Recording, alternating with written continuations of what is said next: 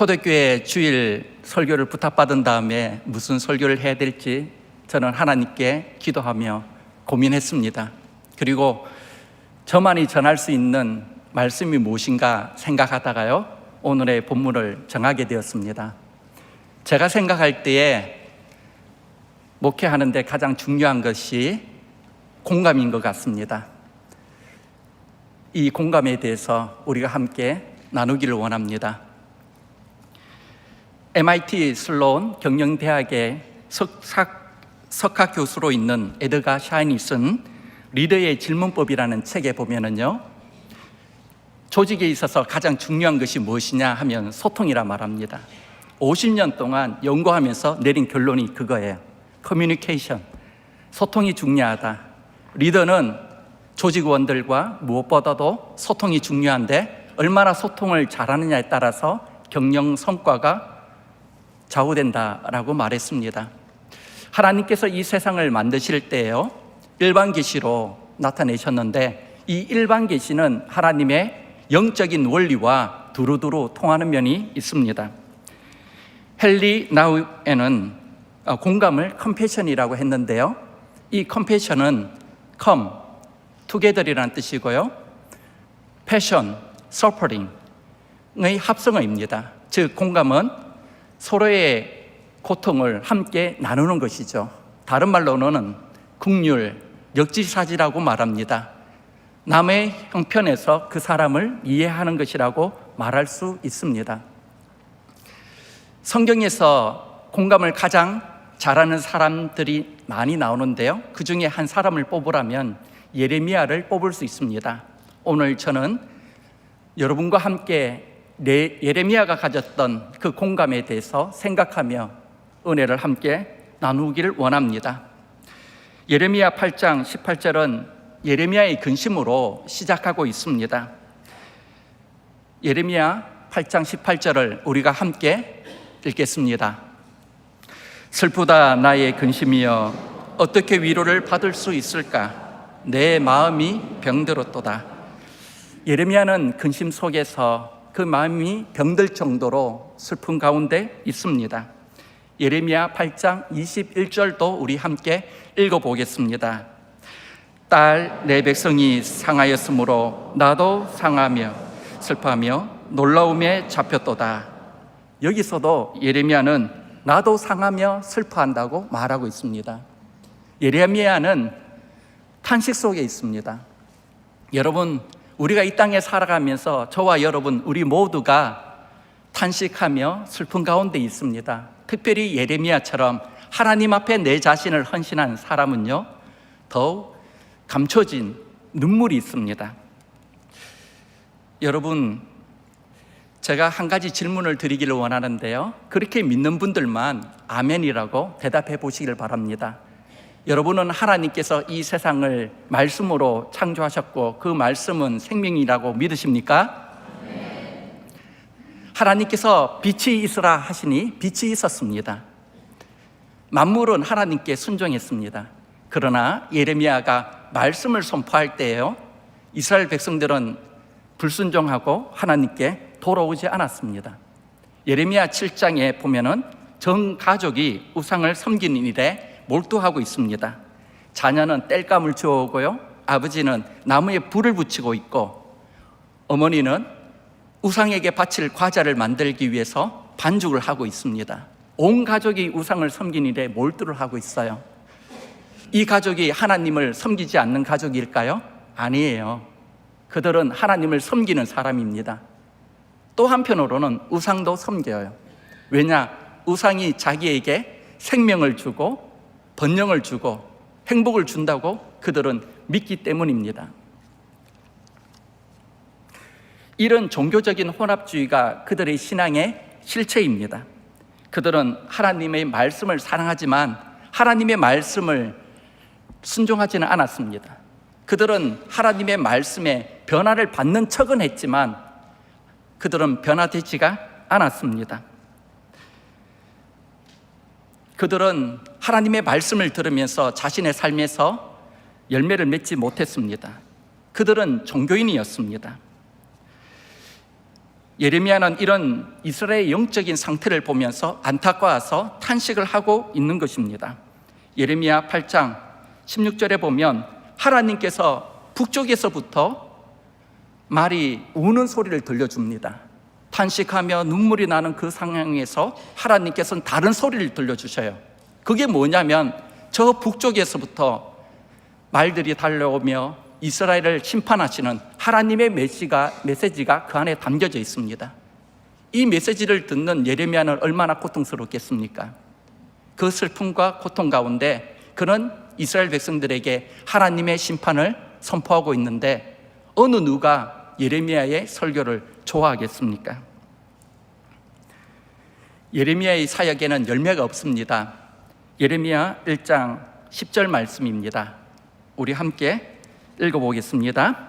보라, 내가 오늘 너를 여러 나라와 여러 왕국 위에 세워 내가 그것들을 뽑고 파괴하며 파멸하며 넘어뜨리고 건설하고 심게 하였느니라 하시니라. 아멘. 여기 보면 예레미야의 사역을 6가지 동사로 설명하고 있거든요. 그 중에서 뽑고 파괴하다, 파멸하다, 넘어뜨리다, 이 4가지 동사가 부정적인 의미입니다. 긍정적인 단어는요, 건설하다, 심다 2단어밖에 없어요. 그러니 예레미야의 사역은 3분의 2가 부정적입니다. 하나님의 말씀을 그가 선포해도 사람들은 반응이 없습니다. 변화가 되지 않습니다.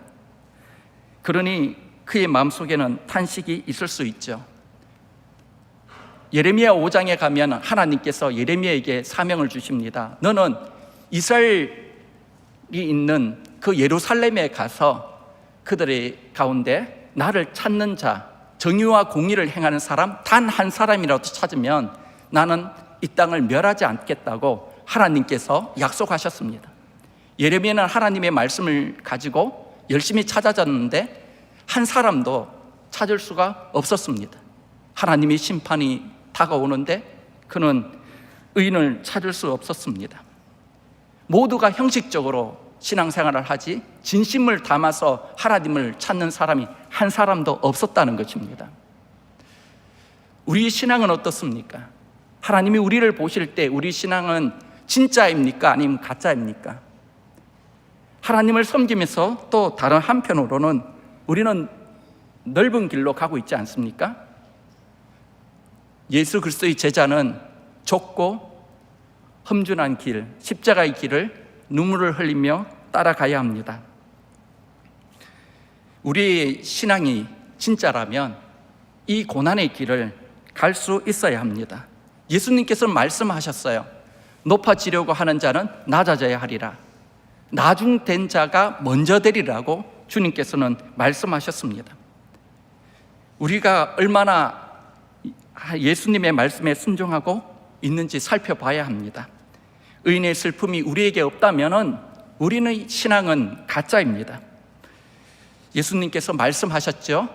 애통하는 자는 복이 있나니 저희가 위로를 받을 것이며, 오늘 말씀의 첫 번째 교훈은 애통하는 자가 복이 있습니다.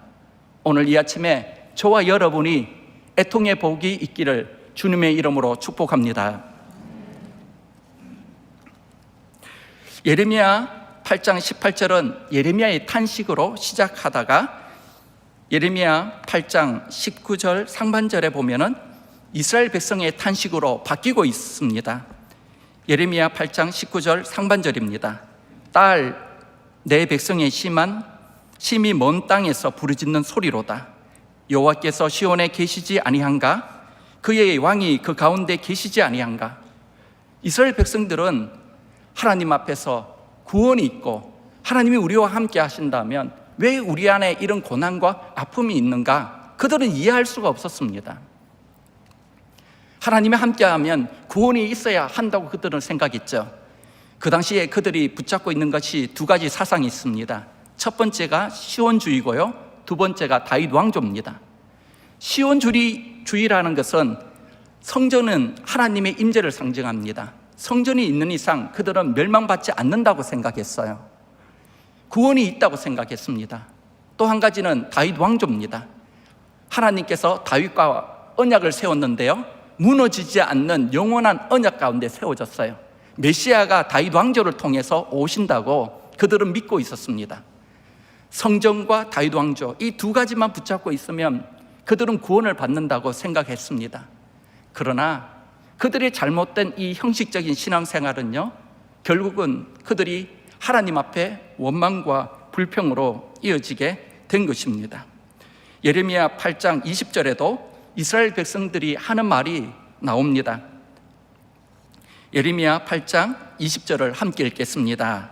추수 때가 지나고 여름이 다하였으나 우리는 구원을 얻지 못한다 하는도다. 여기에 보면 추수 때가 나와요. 그리고 여름은요, 곡식이 성장하는 시기입니다. 그러나 그들 안에 열매가 없습니다. 구원을 받을 길이 없는 것입니다. 그러니 그들이 하나님 앞에 구원을 소망하지만 그들은 허무하고 상처밖에 없는 것이죠. 이러한 영적인 어두운 상황을 보면서 예레미야는 하나님 앞에 안타까움을 마음을 가집니다. 그들이 이렇게 문제가 있으면 자신의 죄를 회개하며 하나님께 돌아가야 되는데 그들은 돌아가지가 않습니다. 오히려 하나님에 대한 원망으로 가득 차 있는 것을 알 수 있습니다. 오늘날 수많은 그리스도인들이 하나님이 계신다면 어떻게 이 땅 가운데 악이 있을 수 있는가?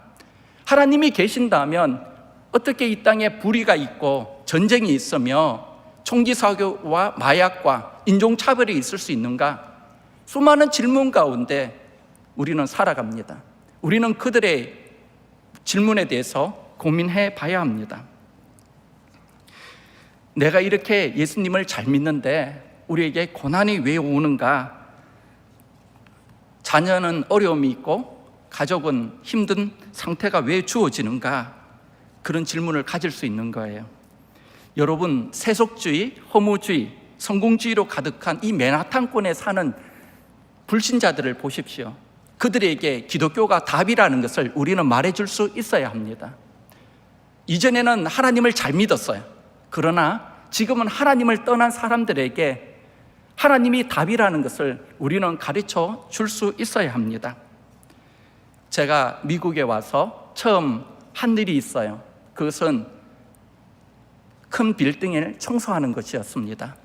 친구 집에서 한 달 동안 머물면서 친구와 함께 그 가족과 4층짜리 큰 건물을 청소를 했어요. 새벽 12시에 나가서 오전 5시까지 청소를 했습니다. 한 달 내내 매일이 대청소였습니다.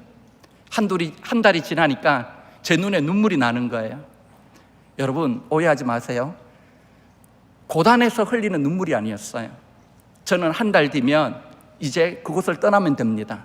그러나 제 친구 가족은요, 그 일들을 계속해야 합니다. 그 당시 때 제 친구가 뜨리잡을 뛰었어요, 하루에. 낮에는요, 직장에 가서 셀러를 합니다. 그리고 돌아와서는 카메라를 수리하고 오더 받은 부품들을 쇼핑하는 그런 일들을 했어요. 그리고 새벽에는 빌딩 청소를 했습니다. 그러고도 주일에 되면 아무 일도 없었듯이 깨끗한 옷을 입고 가족이 차를 타고 웃음 가운데 교회에 가서 하나님께 예배를 드렸어요. 그들이 드리는 그 예배는요, 그들의 삶의 목적이며 행복이었고 이유였습니다. 그렇게 힘들게 살아가는 이민자들의 삶들, 애환들을 저는 공감할 수 있게 되었습니다.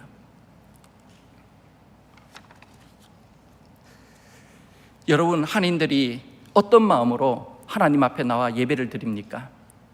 어떠한 심정으로 얼마나 이 예배를 귀하게 여기며 예배를 드리고 있는지 우리는 알아야 합니다.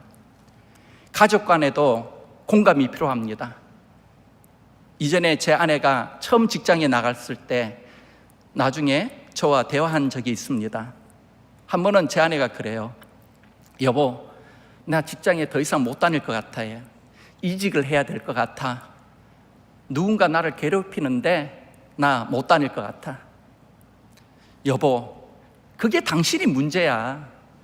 당신이 좀 더 버티고 견뎌야 되는데 그러지 못하니까 분명히 그 사람들이 그랬을 거야. 버텨. 그게 하나님의 뜻이야. 그렇게 말하지 않았어요. 네, 그렇게 말하지 않았어요. 오해하지 마세요. 네. 여보, 당신을 괴롭히는 그 사람들 누군지 내게 명단을 다 적어와. 응? 내가 가만히 있지 않겠어. 제 아내가 저를 보면서 말해요. 그럼 어쩌려고? 내가 새벽기도 나가서 그 사람들을 위해서 뜨겁게 기도할게. 그 사람들이 당신을 사랑할 수 있도록 만들고 그 사람들이 예수 믿도록 만들게. 그때 제 아내가 저를 물끄러미 보면서 말합니다. 당신은 어떻게 그렇게 입만 살아서 얘기하는 거야.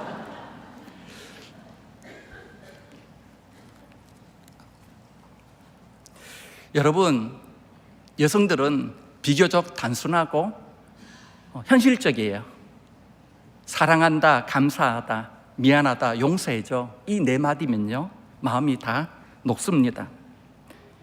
몇 달 전에 저희 교회에 다니시는 여 집사님께서 딸이 있는 교회로 이전했어요. 그리고 몇 주 전에는 손녀딸과 함께 저희 교회에 왔어요. 저희 장로님이 그 집사님을 보면서 눈물을 주르르 흘리는 거예요. 왜 이제 와서 얼마나 기다렸는데, 막 우시는데 저는 그때 예수님이 우리 교회에 오신 줄 알았어요. 공감이 되는 거예요. 한 영혼이 얼마나 소중한지 우리는 공감을 할 수 있습니다. 예배가 끝나고 친교를 하는데요, 본인이 얘기를 해요. 차 타고 가다가 문득 우리 교회에 오고 싶어서 핸들을 돌려서 교회 오게 됐는 거예요. 자신의 아들이 하나 있는데요, 불법 체류자입니다. 누군가 고발을 해가지고 이민국에서 나와서 그 아들을 잡아갔어요. 아들을 잃은 어머니의 심정으로 지푸라기로 붙잡고 싶은 마음으로 저희 교회에 와서 예배를 드리는 겁니다. 여러분, 우리가 오늘 이 예배 자리에 앉아서 예배 드리는 이 순간에도 지푸라기를 붙잡고 싶은 심정으로 주님 앞에 나와 예배 드리는 성도들이 있습니다. 오늘의 예배가 나의 마지막 예배인 것처럼 하나님 앞에 간절한 마음으로 오는 분들이 있습니다. 하나님의 도움 없이는 살 수 없다는 그런 마음으로 오는 분들이 있어요. 우리는 그분들을 이해할 수 있어야 합니다. 오늘 이웃 교회 목사님들을 초청해서 이렇게 말씀을 듣는 여러분들을 저는 정말 자랑스럽습니다. 왜냐하면 이웃교회 목사님들은 여러분의 상황이 어떤지 몰라요. 그래서 행여나 그 말씀을 전할 때 상처가 될 수 있거든요. 그런데도 불구하고 이렇게 강단을 오픈해 주는 것은 큰 용기입니다. 제가 올 때 목표를 세웠어요. 누만 되지 않자, 민폐만 되지 않는 것이 목적이다. 이런 마음으로 오게 되었습니다. 여러분은 작은 교회 성도들의 그 눈물과 아픔을 이해해야 합니다. 저희 교회는요, 서울 사랑의 교회에서 만났어요. 그 당시 때 오카람 목사님께서 사역하셨는데요, 오카람 목사님이 사역할 때 수많은 사람들이 교회에 몰려왔어요. 일부는요, 목사님 이제 우리 교회가 증축을 해야 됩니다. 그리고 이 사람들을 다 받아줘야 됩니다 라고 얘기했을 때 오카람 목사님은 아니라고 얘기했어요. 우리 교회가 더 크게 지으면 주위에 있는 이웃교회, 작은 교회들은 다 없어질 거고 우리 교회만 남을 것이다. 그것을 하나님께서 기뻐하지 않는다라고 생각하셨어요. 그 사랑의 교회에는 가난한 자들이 있습니다. 그 중에는 단칸방에 사는 성도들도 있어요. 힘들고 어렵게 눈치 보면서 교회에 오는 성도들도 있습니다. 오카는 목사님은 그분들을 마음에 두고 목회를 하셨습니다. 로마서 12장 15절을 함께 읽겠습니다. 즐거워하는 자들과 함께 즐거워하고 우는 자들과 함께 울라. 둘째, 우리는요, 우는 자들과 함께 울고 기뻐하는 자와 함께 기뻐하는 공감의 능력을 가져야 합니다. 우리는 첫째, 예레미야의 탄식, 둘째, 이스라엘 백성의 탄식을 살펴봤어요. 세 번째, 가장 중요한 하나님의 탄식을 우리는 이제 살펴봐야 합니다. 예레미야 8장 18절로 19장 1절까지 보면 다음과 같은 구조로 되어 있어요. 한번 봐주세요. 여기에 보면요, 예레미야의 탄식이 제일 바깥에 있습니다. 예레미야 8장 18절, 18절과 21절에서 9장 1절까지가 이 예레미야의 탄식으로 되어 있고요, 그 안에 이스라엘 백성의 탄식이 담겨져 있습니다. 예레미야 8장 19절 상반절과요, 또 20절로 되어 있어요. 그리고 제일 안쪽에 하나님의 탄식이 있습니다. 예레미야 8장 19절 하반절입니다. 그러니 예레미야의 탄식, 이스라엘 백성의 탄식이 어디를 향하고 있습니까? 하나님의 탄식을 향하고 있어요. 가장 중요한 게 무엇일까요? 하나님의 탄식입니다. 하나님의 마음입니다. 우리가 이 땅에 살아가면서 꼭 붙잡아야 될 것이 무엇인지 아십니까? 하나님의 마음이에요. 근데 우리는 자꾸 내 목소리를 내려고 합니다. 이웃의 목소리만 내려고 해요. 우리가 포커스를 맞춰야 되는 것은 무엇보다도 하나님의 탄식입니다. 우리가 우리 죄로 인하여 고통을 당하고 아파할 때 하나님은 탄식하십니다. 예레미야 8장 19절 하반절에 보면 하나님의 탄식이 나옵니다. 그들이 어찌하여 그 조각한 신상과 이방의 헛된 것들로 나를 경노하게 하였는고. 하나님은 탄식하고 있습니다. 하나님의 탄식을 한마디로 말하면 이스라엘 백성의 우상 숭배입니다. 팀 켈러 목사가 쓴 내가 만든 신이라는 이 책에 보면은요, 우상이 무엇인지 오늘날 그 우상에 대해서 잘 정의하고 있습니다. 이 책에 의하면은 우상이라는 것은 내가 간절히 소망하는 것, 그것이 우상이에요. 사랑, 돈, 성취, 권력, 문화, 종교, 이 모든 것들이 우상입니다. 우상이라는 것은 미신이 아니에요. 내가 지금 집착하는 것, 그것이 바로 우상이라고 말하고 있습니다. 하나님께서 이스라엘 백성들 가운데 성전에서 떠나려고 하는 것은 고의로 떠나는 것이 아니에요. 떠날 수밖에 없는 하나님의 탄식이 담겨져 있습니다. 에스겔 8장 6절 말씀입니다. 그들이 여기에서 크게 가증한 일을 행하여 나로 내 성소를 멀리 떠나게 하였느니라. 여기라는 것은 하나님의 성소입니다. 하나님이 그들과 함께 계시기를 원했지만 그들이 우상 숭배를 함으로 말미암아 하나님은 그곳에서 거하실 수가 없게 되었습니다. 그러므로 떠날 수밖에 없는 안타까운 상황인 것이죠. 죄로 인하여 그들은 하나님께서 선물로 주신 그 땅에서 추방을 당합니다. 그들의 삶에는 열매가 없습니다. 하나님은 그들을 치료하기를 원하지만 그들은 하나님께로 돌아오지 않습니다. 이것이 우리의 모습은 아닌가요? 우리는 하나님을 찾아야 되는데 하나님을 찾지 않고 돈을 추구하고 가족을 추구하고 하나님이 내게 주신 그 선물에 더 관심을 갖고 있지는 않습니까? 하나님께서 우리를 사랑하지만 우리 죄로 인하여 우리를 심판할 수밖에 없는 하나님의 고통이 이 말씀에 담겨져 있습니다. 이 고통을 우리는 이해를 해야 합니다. 고통의 다른 말이 사랑입니다. 예레미야는 선지자예요. 선지자와 제사장은요, 하나님의 편에도 서야 되고 이웃의 편에도 서야 합니다. 선지자와 제사장은 하나님의 탄식도 들어야 되고 이웃의 탄식도 함께 들어야 합니다. 성경에 보면 우리를 왕같은 제사장이라고 말했어요. 우리는 하나님의 탄식도 들어야 되고 이웃의 탄식도 함께 듣는 자들로 부름을 받았습니다. 예레미야는 하나님의 탄식을 이해한 이후에 눈물의 선지자가 됩니다. 예레미야 9장 1절 말씀입니다. 함께 읽겠습니다.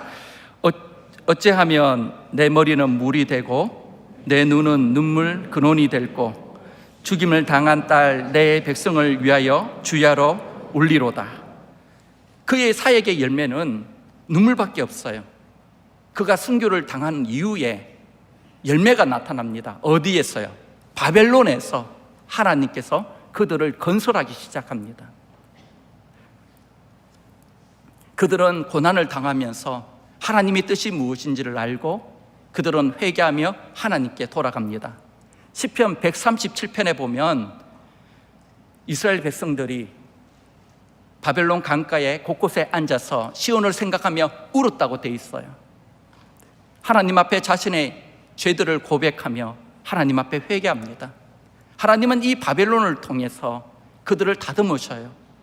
그리고 70년이 찾아 그들은 이스라엘 땅으로 귀환하게 됩니다. 하나님은 그들을 그곳에 다시 심었습니다. 우리가 알아야 될 것은 우리가 이 땅에서 사역을 할 때 우리는 직접 그 사역의 열매를 보지 못할 때도 많이 있습니다. 그러나 기억해야 될 것은 하나님은 결코 손해보는 분이 아니십니다. 저와 여러분이 사역하다가 눈물 나고 힘들지만 그러나 하나님은 우리 가운데 일하고 계십니다. 하나님과 이웃 사이를 가장 잘 이해하는 분이 예수님이십니다. 예수님은 이 땅에 성육신 하셨어요. 예수님은 나사로가 죽고 무덤에 있었을 때 유가족들과 그를 사랑하는 사람들의 슬픔과 고통을 보시고 함께 우셨습니다. 무너져가는 멸망당하는 예루살렘을 보면서 예수님은 눈물을 흘리셨어요. 나인성 가부가 하나밖에 없는 독자 아들을 잃고 슬픔에 잠겨 지나가는 그 장례 행렬에서 예수님은 눈물을 흘리셨어요. 예수님이 십자가에 못 박히기 그 첫날에 예수님은 겟세마네 동산에서 땀방울이 핏방울이 되도록 기도하셨습니다. 제자들을 위해서 기도하셨어요. 세상을 위해서 기도하셨습니다. 하나님의 뜻을 이루기 위해서 예수님은 기도하셨어요. 그리고 나서 비장한 마음으로 무거운 발걸음으로 십자가를 향하여 올라가셨습니다. 십자가에 매달리신 채 예수님은 말씀하십니다. 엘리 엘리 라막 사박다니, 하나님이여 어찌하여 나를 버리시나이까. 아버지, 저들의 죄를 용서하여 주옵소서. 저들은 자기의 죄를 알지 못하나이다. 아버지여, 내 영혼을 아버지 손에 위탁하나이다. 여러분, 예수님께서 십자가에 못 박혀 죽으실 때 하나님의 그 탄식, 고통을 여러분은 아십니까? 예수님께서 십자가에 못 박힐 때 성경은 이렇게 묘사하고 있습니다. 정오에 흑암이 해를 가렸다라고 돼 있어요. 하늘에는 천둥이 치고 땅에는 바위가 갈라지고 지진이 났다고 돼 있어요. 이것은 하나님의 마음입니다. 하나님께서 예수님이 십자가에 못 박힐 때 그 장면을 보기 힘드셔서 그의 눈을 가리셨어요. 그 고통과 아픔을 천둥과 지진으로 묘사하고 있습니다. 예수님께서 부활하신 이후 하나님 우편에서 저와 여러분을 위해서 중보기도 하시고 하늘과 땅을 다스리고 계십니다. 오늘 우리가 우리의 죄를 회개하고 주님 앞에 돌아간다면 하나님께서는 그 십자가의 은혜로 우리를 용서해 주시고 치료해 주시고 구원해 주실 줄 믿습니다. 여러분, 더 이상 종교인으로 남지 마십시오. 더 이상 자녀들을 교회에 내버려 두고 볼일 보러 가지 마십시오.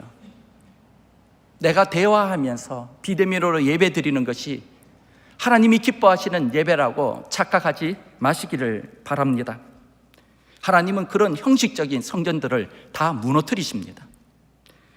건물이 성전이 아니라 저와 여러분이 성전입니다.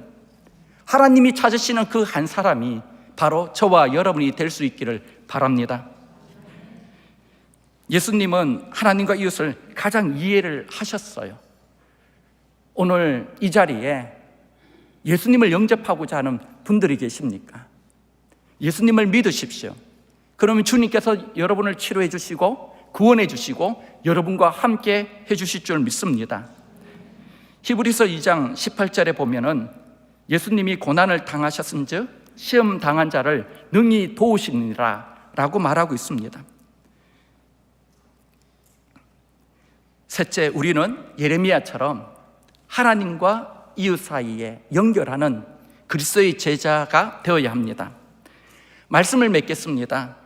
여러분은 이민 생활하면서 탄식과 고통 속에 있지 않습니까?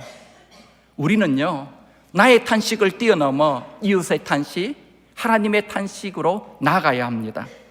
내가 얼마나 영적으로 성숙한가, 깊은 영성을 가졌냐는 이 질문은요, 내가 얼마나 하나님과 이웃에 대한 공감의 능력을 가졌느냐는 질문과 동일합니다. 우리는 예수님처럼, 예레미야처럼 가족과 세상과 교회와 이 사회와 이 가운데에 공감의 능력을 갖고 서로를 불쌍히 여기며 사는 저와 여러분이 다 될 수 있기를 주님의 이름으로 축복합니다.